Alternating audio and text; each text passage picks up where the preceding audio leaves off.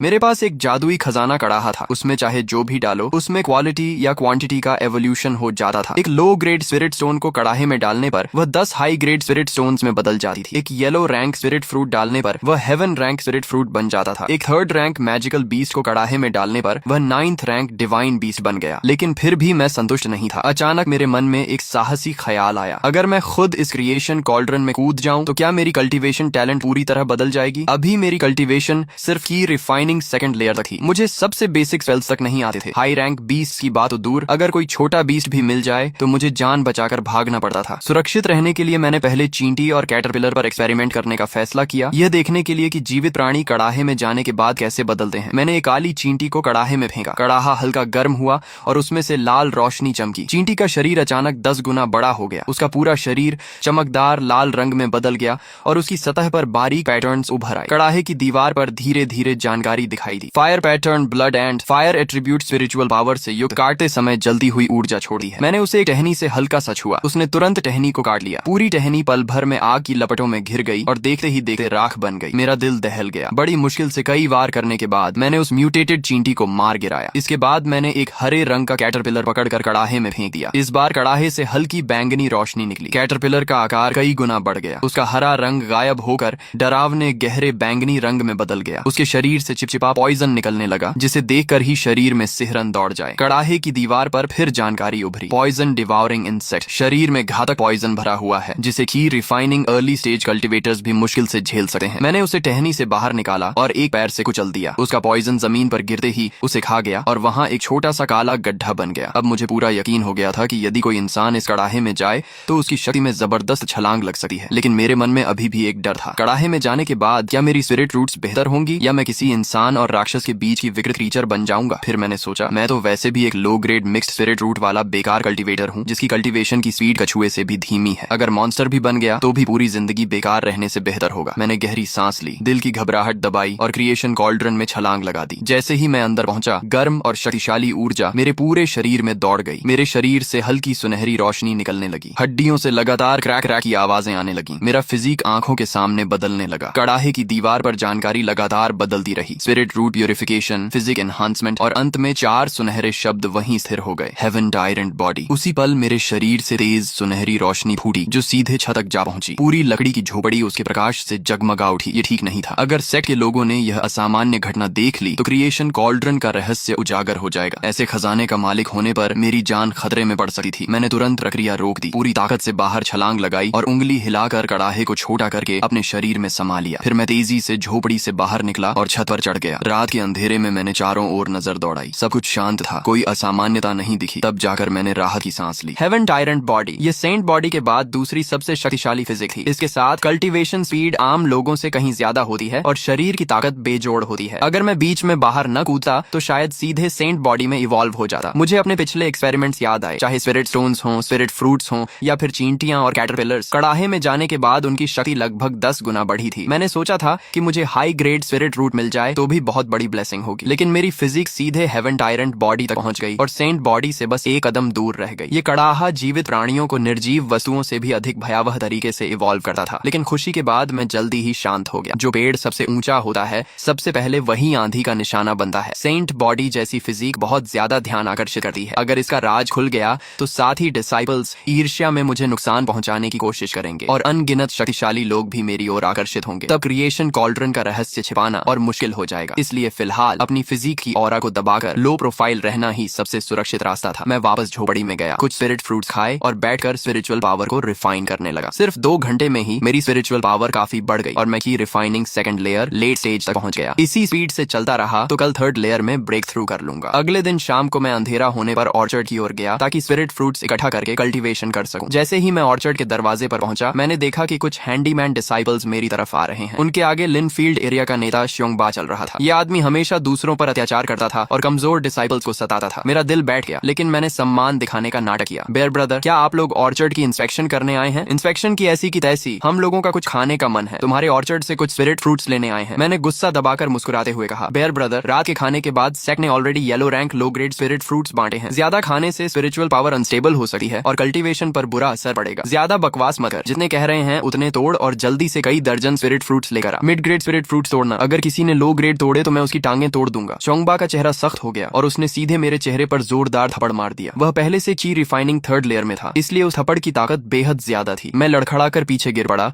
और मेरे मुंह के कोने से तुरंत खून निकलने लगा। मेरे दिल में आग की तरह गुस्सा भड़क उठा। मेरा मन कर रहा था कि अभी उसी पर टूट पड़ूं, लेकिन मुझे साफ पता था कि चोंगबा ची रिफाइनिंग थर्ड लेयर में था और उसके आसपास के साथी भी की रिफाइनिंग सेकंड लेयर के कल्टीवेटर्स थे। मैं सिर्फ सेकंड लेयर लेट स्टेज में था। मेरे जीतने की कोई संभावना नहीं थी, इसलिए मैंने अपमान सहते हुए होंठों से खून पोंछा और धीमी आवाज में कहा, बेयर ब्रदर, मेरी गलती माफ कर दीजिए, मैं अभी स्पिरिट फ्रूट तोड़ कर लाता हूँ। चोंगबा ने ठंडी हंसी हंसते हुए मेरी पीठ पर जोरदार लात मारी और बोला, जल्दी कर, समय मत बर्बाद कर, अगर हमारी दावत में देरी हुई तो तेरे लिए अच्छा नहीं होगा। मैं पीठ के दर्द को सहते हुए धीरे धीरे उठा। मेरे दिल में नफरत का तूफान उमड़ रहा था। कल्टीवेशन वर्ल्ड सच में वीक रे स्ट्रॉन्ग रूल वाला संसार था। सेक्ट के अंदर भी अगर ताकत नहीं हो तो लोग तुम्हें रौंद देते हैं। मैं सोच भी नहीं सकता था कि सेक्ट के बाहर की दुनिया कितनी खूनी और क्रूर होगी। आज का यह अपमान मैं याद रखूंगा। एक दिन इसका बदला 10 गुना नहीं 100 गुना लौटाऊंगा। मैं तेजी से ऑर्चर्ड में गया और 40-50 मिड ग्रेड स्पिरिट फ्रूट तोड़कर एक थैले में भर लाया। चोंगबा ने थैला लिया, उसे हाथ में उछाल कर तौला और संतुष्ट होकर मुस्कुराया, समझदार हो तुम, चलो भाइयों, कुछ दिनों बाद फिर आएंगे। मैं वहीं खड़ा रहा और उन्हें रात के अंधेरे में गायब होते देखा रहा। मेरी आंखों में ठंडी किलिंग इंडेंट चमक रही थी। झोपड़ी में लौटने के बाद मैंने समय बर्बाद नहीं किया, तुरंत बैठकर कल्टीवेशन शुरू कर दी और पूरी ताकत से स्पिरिचुअल पावर रिफाइन करने लगा। 1 घंटे बाद मेरे शरीर में स्पिरिचुअल पावर का विस्फोट हुआ और मैं सफलतापूर्वक ची रिफाइनिंग थर्ड लेयर में पहुंच गया। इसी स्पीड से चलता रहा तो 2 महीने के अंदर ची रिफाइनिंग बी तक पहुंच सकता हूँ। चोंगबा, इंतजार कर, जब मैं ची रिफाइनिंग 5th लेयर में पहुंचूंगा तो अपने हाथों से तुझे सबक सिखाऊंगा और आज के अपमान का हिसाब बराबर करूंगा। लेकिन उससे पहले मुझे एक और जरूरी काम करना था। अब मैं ची रिफाइनिंग थर्ड लेयर में पहुंच चुका था। सेक्ट के नियमों के अनुसार अब मैं जनरल अफेयर्स स्टीवर्ड से फर्स्ट ग्रेड स्पेल प्राप्त कर सकता था। स्पेल्स के बिना कल्टीवेशन बढ़ जाने पर भी पूरी ताकत नहीं दिखाई जा सकती थी। मुझे यह भी पता था कि सेक्ट हर महीने की 15 तारीख को आउटर डिसाइपल प्रमोशन एग्जाम आयोजित करता है। 3 शर्तों में से कोई एक पूरी करने पर प्रमोशन मिल जाता है। पहली, यदि किसी के पास हाई ग्रेड स्पिरिट रूट हो तो बिना कल्टीवेशन के भी वह आउटर डिसाइपल बन सकता है। दूसरी, कल्टीवेशन ची रिफाइनिंग थर्ड लेयर या उससे ऊपर हो और उम्र 25 साल से कम हो। तीसरी, एल्केमी, आर्टिफैक्ट रिफाइनिंग, फॉर्मेशन या बीज टाइमिंग जैसे क्षेत्रों में विशेष टैलेंट हो। अब मैं दूसरी शर्त पूरी कर चुका था। अगले महीने की 15 तारीख को मैं जरूर परीक्षा दूंगा। अगली सुबह मैं हमेशा की तरह ऑर्चर्ड में घास साफ कर रहा था और खाद डाल रहा था, लेकिन दिमाग में सिर्फ एक ही बात चल रही थी कि चोंगबा से बदला कैसे लिया जाए। उसके साथ हमेशा कुछ साथी रहते थे और उसकी कल्टीवेशन भी मुझसे ज्यादा थी। अगर मैं खुलेआम हमला करता तो बदला लेने के बजाय सेक्ट मुझे फेलो डिसाइपल्स पर हमला करने के अपराध में सजा दे देता। मुझे ऐसा तरीका चाहिए था जिससे चोंगबा चुपचाप खत्म हो जाए और किसी को शक भी ना हो। तभी मेरी नजर एक कैटरपिलर पर पड़ी जो पेड़ के नीचे रेंग रहा था। मुझे तुरंत अपने पिछले एक्सपेरिमेंट याद आ गए। उसी क्षण मेरे दिमाग में एक योजना कौन थी। अगर मैं क्रिएशन कॉल्ड्रन का इस्तेमाल करूं तो सेक्ट चाहे जितनी जांच करे यही सोचेगा कि उसे किसी जंगली पॉइजनस इंसेक्ट ने मारा है। किसी को भी मुझ पर शक नहीं होगा। लेकिन एक समस्या थी, मैं म्यूटेटेड पॉइजनस इंसेक्ट को अपने आदेश कैसे मानने पर मजबूर करूंगा। सेक्ट के एल्डर्स के पास अपने स्पिरिट बीस्ट्स होते थे। उन्हें वश में करने के कई तरीके थे। मेंटल कॉन्ट्रैक्ट, घायल करके सबमिशन करवाना, विशेष ट्रेजर्स या सीक्रेट टेक्निक्स का उपयोग करना। इसके अलावा एक और सीधा तरीका था, ब्लड रिकॉग्निशन। जैसे ट्रेजर्स पर ब्लड रिकॉग्निशन किया जाता है वैसे ही अपने खून के जरिए मैजिकल बीस्ट से कनेक्शन बनाया जाता है। अगर मैं पहले किसी जीव पर अपना खून डालूं और फिर उसे क्रिएशन कॉल्ड्रन में रिफाइन करूं तो क्या वह सीधे मुझे अपना मास्टर मान लेगा? मैंने तय किया कि रात में वापस जाकर इस थ्योरी को टेस्ट करूंगा। पहले एक कैटरपिलर पर एक्सपेरिमेंट करूंगा। मैं यही सोच रहा था कि दूर से कदमों की आवाज आई। मैंने देखा कि स्टीवर्ट ज़ाओ तियन कुछ हैंडीमैन डिसाइपल्स के साथ ऑर्चर्ड की ओर आ रहा था। वे स्पिरिट फ्रूट्स तोड़ने आए थे। ये श्वन, इधर आकर स्पिरिट फ्रूट्स तोड़ने में मदद करो, ज़ाओ तियन ने आवाज लगाई। मैंने तुरंत काम छोड़ा और तेजी से वहां पहुंच गया। ज़ाओ तियन ने ऑर्चर्ड के स्पिरिट फ्रूट ट्रीज पर नजर डाली और उसकी भौहें सिकुड़ गईं। तुमने कल मिड ग्रेड स्पिरिट फ्रूट्स चुराकर तो नहीं खाए? मेरा दिल धक से रह गया, लेकिन मैंने तुरंत जवाब दिया, स्टीवर्ट ज़ाओ, आप मुझ पर गलत इल्जाम लगा रहे हैं। मिड ग्रेड स्पिरिट फ्रूट्स तो आउटर डिसाइपल्स के लिए होते हैं। चाहे मेरे पास कितना भी साहस क्यों ना हो, मैं उन्हें चुराने की हिम्मत नहीं कर सकता। मैं चोंगबा के बारे में सब बताना चाहता था, लेकिन फिर मैंने अपना इरादा बदल दिया। चोंगबा जरूर अक्सर ज़ाओ तियन को रिश्वत देता होगा। अगर मैंने शिकायत की भी तो ज़ाओ तियन कुछ नहीं करेगा। उल्टा वह सारी बात चोंगबा को बता देगा और चोंगबा मुझसे और ज्यादा नफरत करने लगेगा। वैसे भी मैं उसे गुप्त रूप से खत्म करने की योजना बना रहा था। ऐसे समय पर खुला टकराव करना ठीक नहीं था। अगर बाद में चोंगबा मर गया तो सबसे पहला शक मुझ पर ही आएगा। ज़ाओ तियन ने फिर पूछा, अगर तुमने नहीं खाया तो स्पिरिट फ्रूट्स इतने कम कैसे हो गए? मैंने शांत स्वर में कहा, स्टीवर्ट ज़ाओ, मैंने सच में नहीं खाया। आप खुद सोचिए, अगर आपको कमी साफ दिखाई दे रही है तो कम से कम 50 से ज्यादा फ्रूट्स गायब होंगे। मैं सिर्फ की रिफाइनिंग थर्ड लेयर का कल्टीवेटर हूँ। चाहे कितना भी खाऊं, एक रात में इतने स्पिरिट फ्रूट्स नहीं खा सकता। ज़ाओ तियन ने फिर पूछा, क्या कल रात तुम्हें कोई आवाज सुनाई दी थी? क्या किसी ने स्पिरिट फ्रूट्स चुराए हैं? मैंने मासूम बनने का नाटक करते हुए कहा, सोने से पहले मैंने ऑर्चर्ड की जांच की थी, सब कुछ सामान्य था। उसके बाद मैं सो गया, फिर क्या हुआ मुझे नहीं पता। ज़ाओ तियन काफी देर तक पूछताछ करता रहा, लेकिन उसे कोई जवाब नहीं मिला। आखिर उसने कहा, ठीक है, अब मैं समझ गया, आगे से रात में ज्यादा सतर्क रहना। अगर कोई कोई हलचल सुनाई दे तो तुरंत बाहर निकलकर जांच करना। अगर दोबारा स्पिरिट फ्रूट्स गायब हुए तो तुमसे जवाब मांगा जाएगा। मैंने तुरंत सिर झुकाया। जी स्टीवर्ड जाओ, आपकी सलाह के लिए धन्यवाद। जाओ तियान और बाकी डिसाइपल्स स्पिरिट फ्रूट्स लेकर चले गए। उनके जाते ही मैंने ऑर्चर्ड से एक कैटरपिलर पकड़ा और कुछ मधुमक्खियां भी कपड़े में लपेटकर चुपचाप झोपड़ी में ले आया। मैंने क्रिएशन कॉल्ड्रन को छोटा करके मेज पर रखा, फिर अपनी उंगली पर हल्का सा घाव किया और कुछ बूंदें खून की कैटरपिलर पर टपका दी। इसके बाद मैंने उसे कॉल्ड्रन में फेंक दिया। कॉल्ड्रन से हल्की लाल रोशनी निकली। एक चमक के साथ कैटरपिलर का शरीर कई गुना बड़ा हो गया। उसका पूरा शरीर आग की तरह लाल हो गया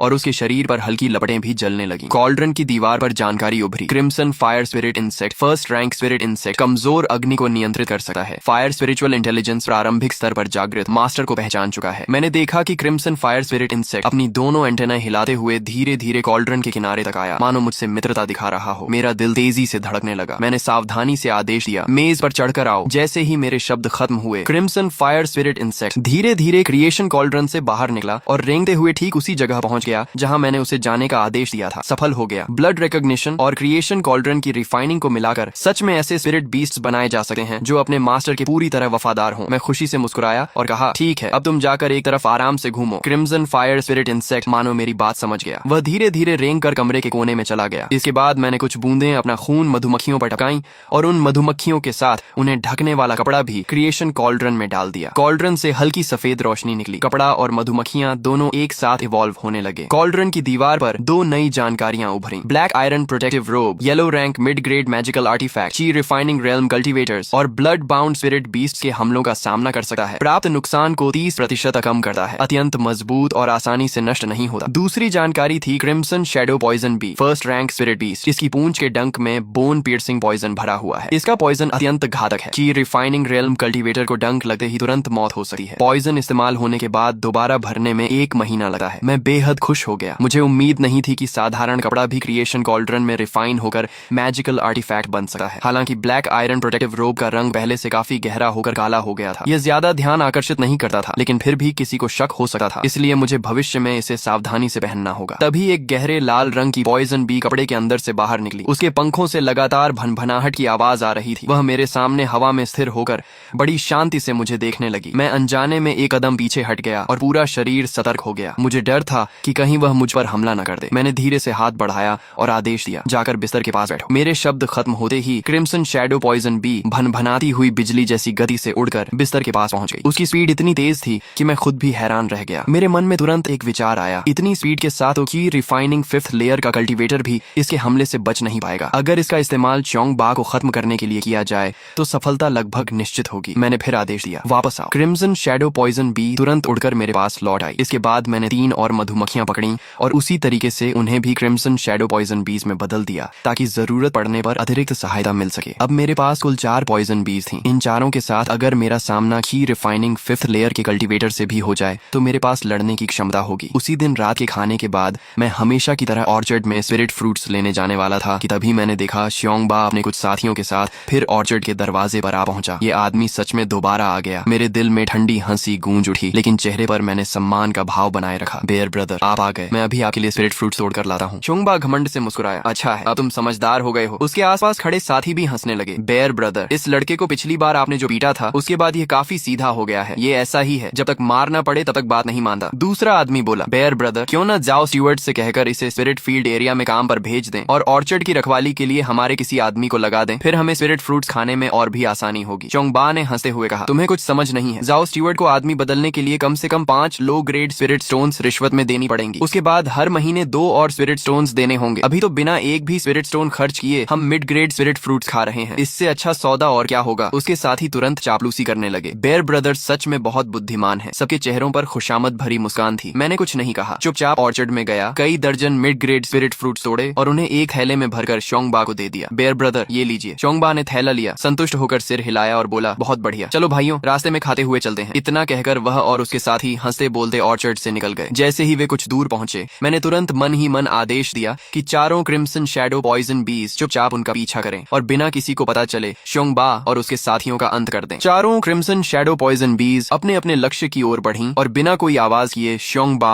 और उसके साथियों तक पहुंच गईं। उनमें से एक पॉइजन बी सीधे श्योंग बा के कान के पीछे जा पहुंची और उसी क्षण उसने अपना डंक घोंप दिया। बोन पियर्सिंग पॉइजन पल भर में श्योंग बा के शरीर में फैल गया। श्योंग बा दर्द से चीख उठा और तुरंत कान के पीछे हाथ मारने लगा, लेकिन तब तक पॉइजन बी गायब हो चुकी थी। ऐसा लग रहा है जैसे किसी चीज ने मुझे डंक मारा है। श्योंगबा की चेतना तेजी से धुंधली होने लगी, उसकी जुबान लड़खड़ाने लगी और शब्द साफ निकलना बंद हो गए। बात पूरी भी नहीं हुई थी कि वह धड़ाम से जमीन पर गिर पड़ा और उसकी सांसें हमेशा के लिए रुक गईं। उसके तीनों साथी अभी समझ भी नहीं पाए थे कि क्या हुआ है कि बाकी 3 क्रिम्सन शैडो पॉइजन बीज ने भी उन्हें डंक मार दिया। कुछ ही पलों में वे भी एक एक करके जमीन पर गिर पड़े और उनकी भी मौत हो गई। अरे नहीं, बेयर ब्रदर और बाकी लोगों के साथ कुछ हो गया। अभी तो बेयर ब्रदर कह रहे थे कि किसी चीज ने उन्हें डंक मारा है। क्या ये पॉइजन बीज हैं? यहाँ जानलेवा पॉइजन बीज हैं, भागो। दूर से गुजर रहे कुछ हैंडीमैन डिसाइपल्स ने यह दृश्य देखा तो डर के मारे उनकी हालत खराब हो गई। वे चीखते हुए चारों दिशाओं में भाग गए। अगले ही दिन सुबह श्योंगबा और उसके साथियों की पॉइजन बीज के डंक से हुई मौत की खबर पूरे हैंडीमैन एरिया में फैल गई। चीफ स्टीवर्ड लिन खुद लोगों को लेकर जांच करने आया। जांच के बाद यह तय हुआ कि चारों की मौत म्यूटेटेड पॉइजन बीज के डंक से हुई थी। चीफ स्टीवर्ड लिन ने मामला सेक्ट एल्डर्स को सौंप दिया। एल्डर्स को घटना थोड़ी अजीब जरूर लगी, लेकिन चिंगयुन सेक्ट विशाल क्षेत्र में फैला हुआ था और उसके पीछे गहरे पहाड़ों और जंगलों की लंबी श्रृंखला थी। वहां म्यूटेटेड पॉइजनस इंसेक्ट्स और पॉइजन बीज का मिलना कोई अनोखी बात नहीं थी। ऊपर से सिर्फ 4 हैंडीमैन डिसाइपल्स की मौत हुई थी, जो पूरे चिंगयुन सेक्ट के हिसाब से बेहद छोटी घटना मानी गई। फिर भी इस घटना ने पूरे हैंडीमैन एरिया में हलचल मचा दी। हर कोई डरा हुआ था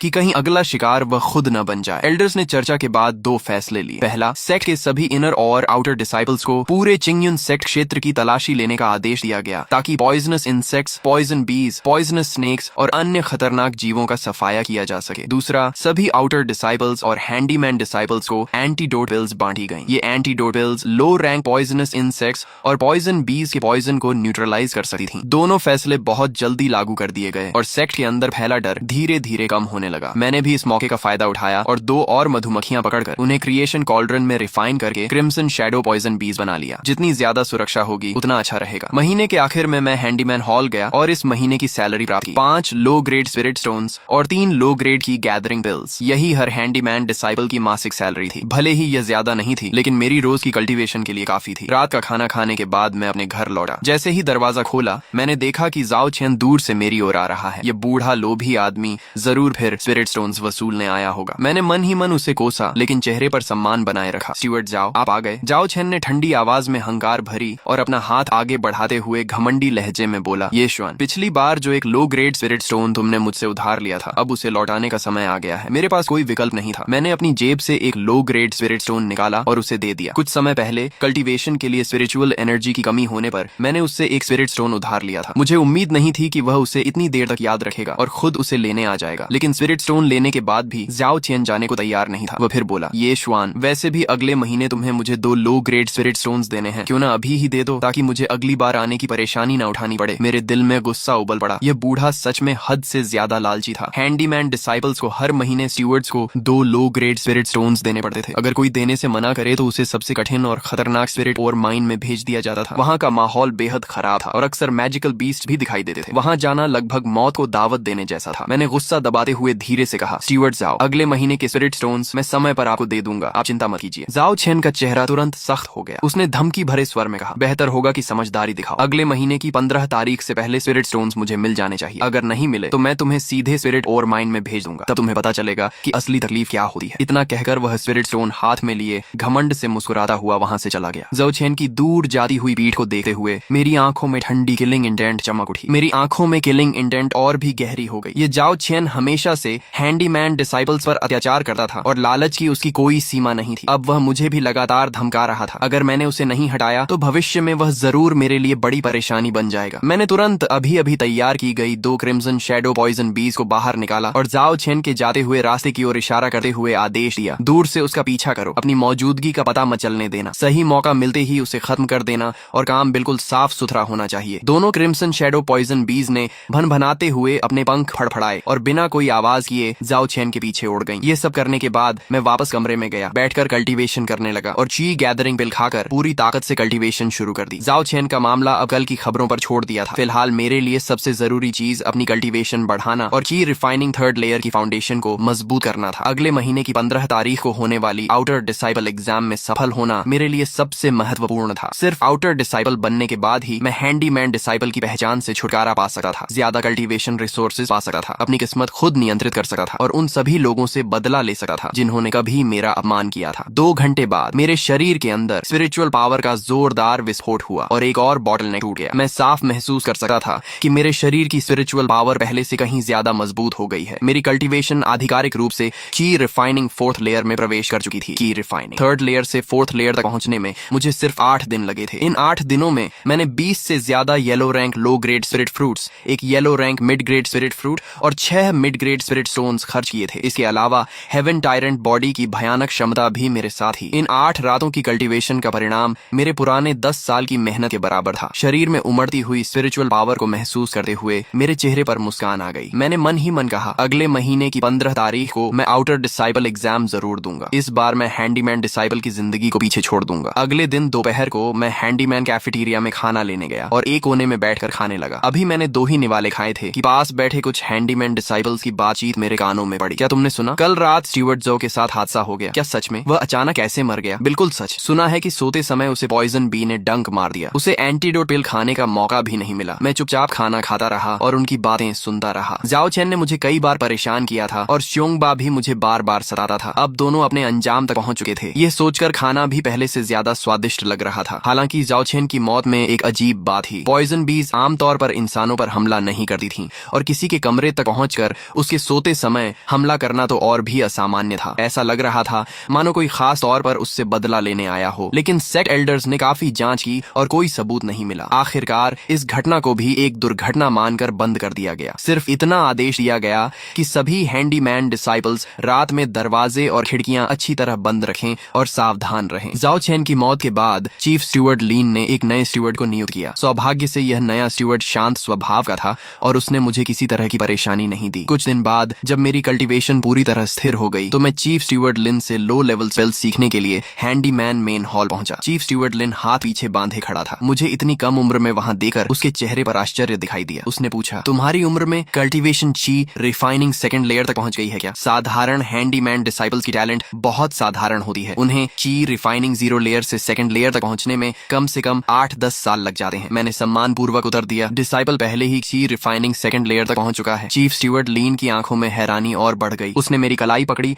और स्पिरिचुअल पावर मेरे शरीर में भेजी। कुछ क्षण बाद उसने तुरंत मेरा हाथ छोड़ दिया। उसके चेहरे पर साफ साफ आश्चर्य लिखा हुआ था। की रिफाइनिंग 4th लेयर, तुम्हारी कल्टीवेशन स्पीड तो अविश्वसनीय है। अगर ऐसा है तो अब तक स्पेल्स सीखने क्यों नहीं आए? मैंने जवाब दिया, डिसाइपल को पहले यह नहीं पता था कि ची रिफाइनिंग 2nd लेयर पर पहुंचते ही चीफ स्टीवर्ड से स्पेल्स सीखी जा सकती हैं, इसलिए आज तक आने का अवसर नहीं मिला। चीफ स्टीवर्ड लिन ने सिर हिलाया। उसे मेरे मिक्स्ड स्पिरिट रूट्स पर अफसोस जरूर था, लेकिन वह मेरी क्षमता से प्रभावित भी था। फिर वह मुझे हैंडीमैन लाइब्रेरी ले गया और मुझे फायर एलिमेंट की एक लो लेवल स्पेल मैनुअल दी। उसने चेतावनी दी कि 7 दिनों के भीतर इसे वापस करना होगा। मैं तुरंत ऑर्चर्ड वाली अपनी झोपड़ी में लौट आया और मैनुअल खोलकर पढ़ने लगा। उसमें 3 बेसिक फायर स्पेल्स लिखी थी, फ्लेम स्पेल, फायरबॉल स्पेल और fire ring spell. Flame spell सबसे आसान थी, बस आग पैदा कर लेना ही इसकी सफलता मानी जाती थी। फायरबॉल स्पेल में आग को एक गेंद का रूप देकर नियंत्रित करना पड़ता था, जबकि फायर रिंग स्पेल में अपने शरीर को केंद्र बनाकर आग का घेरा बनाना होता था। केवल आधे घंटे के अंदर मेरे हाथ की हथेली पर रुई के गोले जितनी एक छोटी लौ प्रकट हो गई, जो लगातार नाच रही थी। मैंने सफलतापूर्वक फ्लेम स्पेल सीख ली थी। चौथे दिन दोपहर को मैंने बाकी काम छोड़कर पूरी तरह फायरबॉल स्पेल का अभ्यास शुरू कर दिया। ये फ्लेम स्पेल से कठिन जरूर थी, लेकिन 1 घंटे बाद मैं भी मुट्ठी जितना बड़ा फायरबॉल छोड़ने में सफल हो गया। तीसरे दिन तक मैंने फायर रिंग स्पेल भी पूरी तरह सीख ली। स्पिरिचुअल पावर चलाते ही मेरे चारों ओर जल्दी हुई आग का घेरा बन जाता था। अगले आधे महीने में मैं लगातार लाइब्रेरी जाता रहा और वाटर एलिमेंट, अर्थ एलिमेंट तथा अन्य कई बेसिक स्पेल मैनुअल्स बदल बदल कर सीखता रहा। हर दिन 1 घंटा स्पेल्स का अभ्यास करता, दिन में काम करता और रात में कल्टीवेशन टेक्निक पर ध्यान लगाता। धीरे धीरे मेरी कल्टीवेशन भी की रिफाइनिंग 5th लेयर तक पहुंच गई। अब मैं सिर्फ आउटर डिसाइबल एग्जाम का इंतजार कर रहा था। हर महीने की 15 तारीख चिंगयुन सेक्ट में आउटर डिसाइबल एग्जाम का दिन होता था। ची रिफाइनिंग 3rd लेयर या उससे ऊपर के सभी हैंडीमैन डिसाइबल्स इसमें भाग ले सकते थे। एग्जाम एक विशाल खुले मैदान में आयोजित किया गया था। मैदान के बीचों बीच एक आदमी जितनी ऊंची काली टेस्टिंग स्टोन रखी हुई थी। एग्जाम की देखरेख एल्डर चेन कर रहे थे। चीफ स्टीवर्ड लिन भी उनके पास खड़ा था और कुछ आउटर डिसाइबल्स सुरक्षा में तैनात थे। चारों ओर तमाशा देखने आए हैंडीमैन डिसाइबल्स की भीड़ लगी हुई थी और सभी उत्साह से बातें कर रहे थे। पहला चरण कल्टीवेशन टेस्ट का था। मैं बाकी उम्मीदवारों के साथ लाइन में खड़ा हो गया। मेरा चेहरा शांत था, लेकिन अंदर हल्की घबराहट जरूर थी। कुछ उम्मीदवार एक एक करके टेस्टिंग स्टोन के पास गए। कुछ की कल्टीवेशन सिर्फ की रिफाइनिंग 2nd लेयर निकली, इसलिए टेस्टिंग स्टोन ने कोई प्रतिक्रिया नहीं दी और उन्हें निराश होकर लौटना पड़ा। कुछ की रिफाइनिंग 3rd लेयर में थे, लेकिन उनकी उम्र 25 साल से ज्यादा थी और स्पिरिट रूट्स भी कमजोर थीं, इसलिए वे भी असफल हो गए। तभी 24 साल का एक युवक मंच पर आया। उसकी कल्टीवेशन ची रिफाइनिंग 3rd लेयर निकली और एल्डर चेन ने सिर हिलाकर उसे पास घोषित कर दिया। नीचे खड़े लोग ईर्ष्या भरी नजरों से उसे देखने लगे। आखिर मेरी मेरी बारी आ गई। मैं मंच पर चढ़ा और अपना हाथ टेस्टिंग स्टोन पर रख दिया, लेकिन मैं चीफ स्टीवर्ड लिन की वह बात भूल गया कि टेस्ट के समय पूरी स्पिरिचुअल पावर पत्थर में भेजनी होती है, इसलिए टेस्टिंग स्टोन ने कोई प्रतिक्रिया नहीं दी। नीचे खड़े लोग तुरंत हंसने लगे। ये लड़का कहीं बेकार कल्टीवेटर तो नहीं, ची रिफाइनिंग 0 लेयर वाला भी एग्जाम देने आ गया? कितनी शर्म की बात है, जल्दी नीचे उतरो। एक अधिकारी ने भौहें चढ़ाते हुए डांटा कि रिफाइनिंग 0 लेयर वाला होकर भी एग्जाम देने आया है, तुरंत नीचे उतर जाओ और एग्जाम में बाधा मत डालो। तभी जब मैं दोबारा स्पिरिचुअल पावर चलाने वाला था, चीफ स्टीवर्ड लीन अचानक खड़ा हो गया और उसने अधिकारी को रोक दिया। 1 मिनट, क्या तुमने अभी अपनी स्पिरिचुअल पावर पूरी तरह इस्तेमाल नहीं की? टेस्टिंग स्टोन में पूरी स्पिरिचुअल पावर भेजनी पड़ती है, तभी असली कल्टीवेशन दिखाई देती है। तब जाकर मुझे अपनी गलती समझ में आई। मैंने तुरंत सिर हिलाया, दोबारा हाथ टेस्टिंग स्टोन पर रखा और अपने शरीर की सारी स्पिरिचुअल पावर उसमें प्रवाहित कर दी। उसी क्षण टेस्टिंग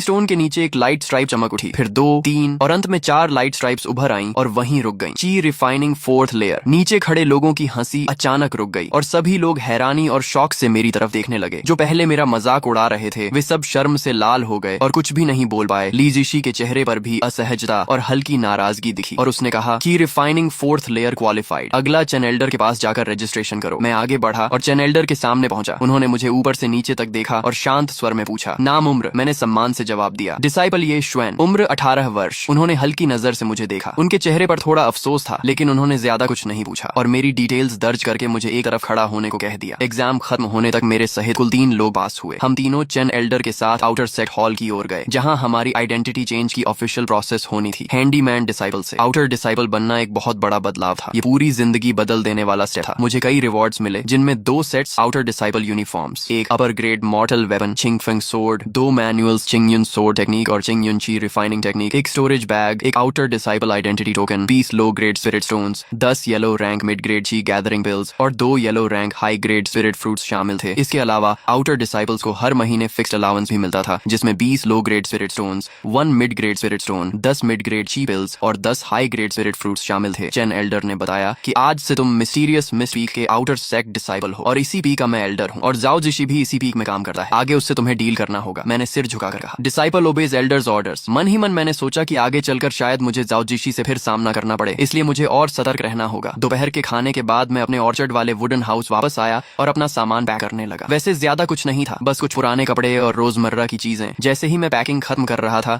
बाहर से फुटस्टेप्स की आवाज आई और मैंने देखा कि ऑर्चर्ड का पुराना हैंडीमैन जांग बो था। जांग बो कई सालों से ऑर्चर्ड में काम कर रहा था और बहुत काइंड हार्टेड था। जब मैं नया था और शोंगबा के लोग मुझे परेशान करते थे, तब उसने कई बार सीक्रेटली मेरी मदद की थी। उसके हाथ में एक क्लॉथ बैग था और चेहरे पर मुस्कान थी और उसने कहा, शाओशुएन, सुना है तुम आउटर डिसाइपल बन गए हो। उसने अपने हाथ में रखी 2 लो ग्रेड स्पिरिट स्टोन्स मुझे देते हुए कहा, ये मैंने बचा कर रखे थे, रख लो, आउटर सेक्ट में काम आएंगे। मैंने दिल से मना करते हुए कहा, आपका दिल बहुत बड़ा है, लेकिन मैं ये नहीं ले सकता, आपने खुद मेहनत से ये जमा किए हैं। उसने मुस्कुराकर कहा, तुमने बहुत आगे बढ़ना है, बस आगे जाकर हमें मत भूल जाना। मैंने सिर झुकाकर कहा, जांगबो, मैं जरूर वापस आऊंगा आपको मिलने। जांगबो से विदा लेकर मैं सीधे प्याओ मियाओ पीक की ओर चला गया। वहां मुझे मेरा नया रेजिडेंस मिला, एक लगभग 100 स्क्वायर मीटर का स्टोन हाउस, जिसमें bedroom, meditation room, storage room और हॉल सब कुछ था और उसमें रहने की सुविधा मेरे पहले वाले वुडन हट से सैकड़ों गुना बेहतर थी। मैंने अपना सामान रखा और फिर चिंगयुन ची रिफाइनिंग टेक्निक और चिंगयुन सोर टेक्निक निकालकर मेडिटेशन रूम में बैठकर पढ़ना शुरू किया। हेवन टायरेंट बॉडी की कॉम्प्रिहेंशन के कारण 1 घंटे से भी कम समय में मैंने दोनों टेक्निक्स को पूरी तरह समझ लिया और अभ्यास के योग्य हो गया। इसके बाद मैंने अपने अंदर मौजूद क्रिएशन कॉल्ड्रन को समन किया और जो भी रिवॉर्ड में मिले स्पिरिट स्टोन, पिल्स और स्पिरिट फ्रूट्स थे, उन्हें उसमें डाल दिया। एक हल्की चमक के साथ उनकी क्वालिटी और स्ट्रेंथ दोनों बढ़ गईं और मुझे काफी बड़ा फायदा हुआ। इसके बाद मैं ध्यान में बैठ गया और चिंगयुन ची रिफाइनिंग टेक्निक को चलाकर अपनी ची रिफाइनिंग 5th लेयर कल्टीवेशन को स्टेबलाइज किया। 4 दिन की सुबह मैं जल्दी उठा और चिंगफंग सोर्ड लेकर स्टोन हाउस के बाहर खुले मैदान में गया, जहां मैंने आधे घंटे तक चिंगयुन सोर्ड टेक्निक का अभ्यास किया और उसके बेसिक मूव्स को पूरी तरह मास्टर कर लिया। इसके बाद मैं पियाओ मियाओ पी के आउटर सेक्ट हॉल की तरफ गया। जैसे ही मैं प्रैक्टिस एरिया में पहुंचा, कई डिसाइपल्स की नजरें मुझ पर पड़ गईं। कुछ फीमेल डिसाइपल्स मेरी अपीयरेंस देकर धीमे स्वर में बातें करने लगीं, जबकि कुछ मेल डिसाइपल्स, जिन्हें पता चला कि मैं हैंडीमैन बैकग्राउंड से आया हूं, मुझे तिरस्कार भरी नजरों से देखने लगे और कहने लगे कि सिर्फ एक हैंडीमैन है, भले ही आउटर डिसाइपल बन गया हो, उसकी टैलेंट कुछ खास नहीं होगी, वह जल्द ही बेकार साबित होगा। मैंने उनकी बातों पर ध्यान नहीं दिया और बस हल्का सा सिर झुका दिया। तभी एक रेड ड्रेस पहने हुई फीमेल डिसाइपल मेरे पास आई। उसने मुस्कुराते हुए पूछा, जूनियर ब्रदर, क्या तुम नए आए हो? मैंने जवाब दिया, सीनियर सिस्टर, मेरा नाम ये श्वान है, मैं कल ही एग्जाम पास करके हैंडीमैन से आउटर डिसाइपल बना हूँ। उसने मुस्कुराकर कहा, मैं शाओ वानर हूँ, अगर तुम्हें कोई चीज समझ नहीं आए तो मुझसे पूछ सकते हो। दूर खड़े वे मेल डिसाइपल्स जो मेरा मजाक उड़ा रहे थे, ये देखकर और ज्यादा नाराज हो गए और कहने लगे कि ये हैंडीमैन लड़का सिर्फ सुंदर सीनियर सिस्टर से बात करने का मौका ढूंढ रहा है और अगर उसने दोबारा कोशिश की तो उसे सबक सिखाएंगे। मैंने उनकी बातों को नजरअंदाज कर दिया क्योंकि कल्टीवेशन वर्ल्ड में स्ट्रेंथ ही सब कुछ थी और जैसे जैसे मेरी स्ट्रेंथ बढ़ेगी वे खुद मुझसे डरेंगे। कुछ देर बाद एल्डर चेन